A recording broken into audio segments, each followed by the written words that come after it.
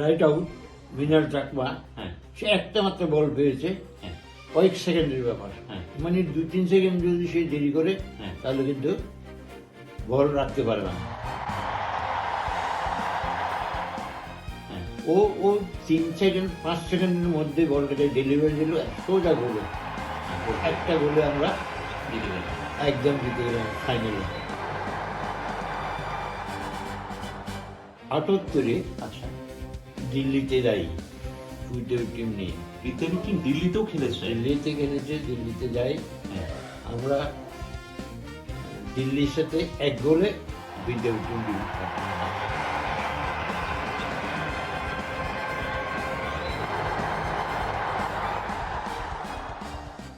কাছের এবং দূরে যে সমস্ত দর্শক শ্রোতা বন্ধু আমাদের আজকের এই ভিডিও দেখছেন, আমি বসে আছি বিলোনিয়ার বিদ্যাপীঠ স্কুলের প্রাক্তন শিক্ষক বটু দত্ত।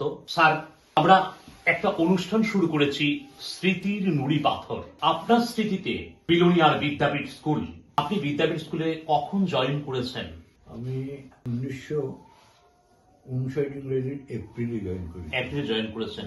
কতদিন পর্যন্ত ছিলেন? প্রায় 39 বছর। 1998-তে আমি রিটায়ারমেন্টে গেছেন। আপনি শিক্ষক হিসেবে জয়েন করেছেন, অ্যাসিস্ট্যান্ট টিচার। Assistant teacher. আচ্ছা, বিলোনিয়াতে একটা কথা প্রচলিত আছে, পুরনো ফুটবল প্লেয়ার যারা, বিদ্যাপীঠে বটুবাবুকে বাদ দিয়ে নাকি ফুটবলের কথা ভাবাই যায় না। হ্যাঁ, আপনার যারা পুরনো ছাত্র, এরা এরা বলে যে ফুটবল যা কিছু শিখেছি বিদ্যাপীঠ স্কুলে পড়েছি, বটুবাবু আমাদের ফুটবলের তালিম দিয়েছেন এবং ফুটবলের বিভিন্ন নিয়ম কানুন আপনার জানা রয়েছে। এবং আমি আমি আমি সম্প্রতি একটা ঘটনা বলি, অনেকেই চেনেন, আপনাকে যেরকম সবাই চেনেন এরকম ওনাকে অনেকে চেনেন। আমরা দেখতাম যে বিদ্যাপীঠ মাঠে যখন খেলা হতো বা বিলোনিয়ার বিভিন্ন এলাকায় যখন খেলা হতো তখন রেফারি করতেন, ওনার নাম মন্টু মল্লিক, আপনার মনে থাকবে, নদীর উত্তর পারে বাড়ি, উনিও অ্যাসিস্ট্যান্ট টিচার। এক সময় কথায় আমি ওনাকে জিজ্ঞাসা করেছিলাম আপনি কোত্থেকে শিখেছেন, বলে আমি এখনো শিখিনি, এখনো শিখেই যাচ্ছি, ফুটবল একটা বড় সাবজেক্ট, তবে যা কিছু শিখেছি আমাদের বটু স্যারের থেকে শিখেছি। সেই বিদ্যাপীঠ স্কুল, ফুটবল, আপনার ছাত্র সমাজ একটু বলবেন। 1959 ইংরেজিতে হঠাৎ একদিন একটা ছেলে বাইকোড়া গেল তার জ্যাঠাতো ভাইয়ের বাসাতে। এ বলে যে আপনি বসে আছেন, আপনি সায়েন্সের, আমি ইন্টারমিডিয়েট অফ সায়েন্স পাস করে আসছিলাম। হ্যাঁ, বিজ্ঞান শিক্ষক আপনি। হ্যাঁ, আমি ওর সাথে বিনোনিয়াতে চলে আসি। মনোহর চক্রবর্তী মহাশয় প্রধান শিক্ষক ছিলেন। প্রধান শিক্ষক ছিলেন, ওনার কাছে গেলাম। উনি আমাকে একটা ডেট দিলেন যে অত তারিখ স্কুলে আসবেন, ম্যানেজিং কমিটির মিটিং আছে, সেখানে আপনি ম্যানেজিং কমিটির এখানে ইন্টারভিউটা দেবেন। হ্যাঁ। তো ওনারা আমাকে বিভিন্ন প্রশ্ন জিজ্ঞেস করে যে দেখেন আপনাকে অ্যাসিস্ট্যান্ট টিচার হিসেবে নিতে পারে, অঙ্ক এবং খেলা এই দুটোই আপনাকে চালাতে হবে। তো আমি চিটাগাঙে একটা এডুকেশন টিমে খেলতাম তখন। আচ্ছা, আমি যখন চলে আসি, আপনি জয়েন করলেন বিদ্যাপীঠে? বিদ্যাপীঠে জয়েন করে ফেললাম। ওই বছর বিদ্যাপীঠ স্কুলের রেজাল্ট ভালো হয়েছিল। আচ্ছা, স্কুলের নাম সুনাম ছড়িয়ে পড়লো। 59 ইংরেজি এপ্রিল মাসে আমি জয়েন করলাম। হ্যাঁ। জয়েন করার পরে যেহেতু ফুটবলটা পছন্দ করতাম, প্রথমে একটা ফুটবল টিম করতে চেষ্টা করলাম। আচ্ছা। জুতা, ড্রেস, প্লেয়ার কিছুই নেই। হ্যাঁ, ওটাকে পরিকাঠামো নিয়ে ছিল না তখন। কিচ্ছু ছিল না। হ্যাঁ। আমি আস্তে আস্তে স্কুলে ফান্ড নেই, 187 টাকা ছিল টোটাল খেলার বাবদে। এর মধ্যে একটু বিদ্যুৎ বিভ্রাট হয়ে গেছে, কিন্তু আমরা কথা কিন্তু বন্ধ করব না। তারপর বিভিন্ন টিম, বিভিন্ন স্কুলের সাথে খেলা হতো, কেবল গোল খেয়ে গিয়ে আসতাম। হ্যাঁ। তবুও নিরাশ হয়নি আমি। হ্যাঁ। শেষে দেখলাম যে মোটামুটি 11 জন প্লেয়ার আমি জোগাড় করলাম। আচ্ছা। শিল্ডের খেলা। আচ্ছা। নবীন চন্দ্র মেমোরিয়াল শিল্ডের একটা খেলা হতো বিদ্যাপীঠে। আচ্ছা। বিদ্যাপীঠ না, এটা বিকে মাঠে হতো। হ্যাঁ। এমনই অবস্থা, আমরা টুকটাক করতে করতে ফাইনালে চলে গেলাম।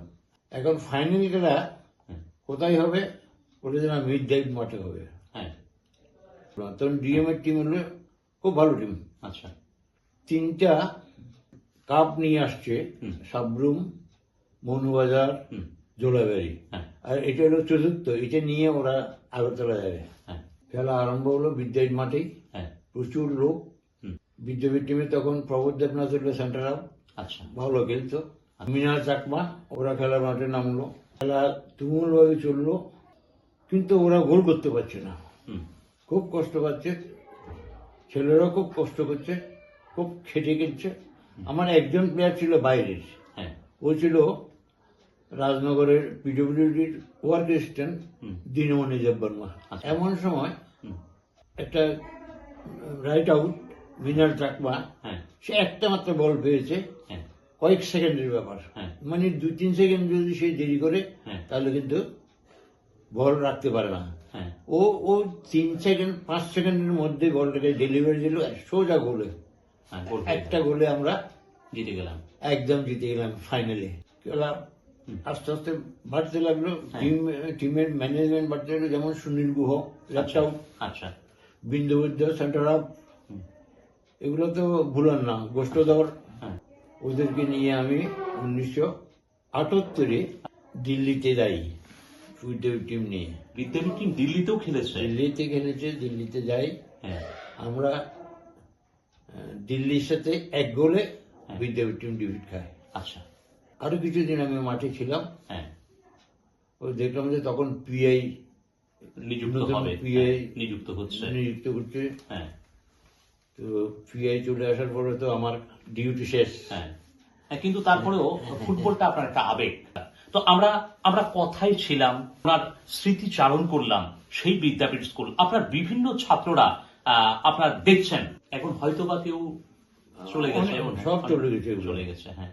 এরপর বাকি জেনারেশন যারা রয়েছে, যাদের পড়িয়েছেন, তাদের একটু আশীর্বাদ করে দেবেন। হ্যাঁ, তাদের অবশ্যই তাদের প্রতি তো আমার আশীর্বাদ থাকবেই। আমি আপনার এই যে ফুটবল এবং অন্যান্য কথা শুনে আপনার প্রতি আমার একটা শ্রদ্ধা জেগেছে। পরিশেষে আমি একটা জিনিস আপনার কাছ থেকে চেয়ে নেব, খুঁজে নেব, সেটা হলো আমাকে একটু আশীর্বাদ করে দেবেন। হ্যাঁ, আমাকে একটু আশীর্বাদ করবেন, যেটা আপনি আমাকে দিতে পারবেন। আমি সদ্য পিতৃহারা, আমাকে একটু আশীর্বাদ করে দেবেন। আপনারাও ভালো থাকুন, সুস্থ থাকুন, এবং ঠাকুরের কাছে ওনার দীর্ঘায়ু কামনা করছি। উনিও সুখে থাক, ভালো থাক। দক্ষিণ ত্রিপুরা জেলা সদর বিলুনিয়া থেকে আমি আলাপচারিতায় ছিলাম অরূপ রতন, আমার সাথে ক্যামেরায় ছিলেন দেবার্ঘ। নমস্কার।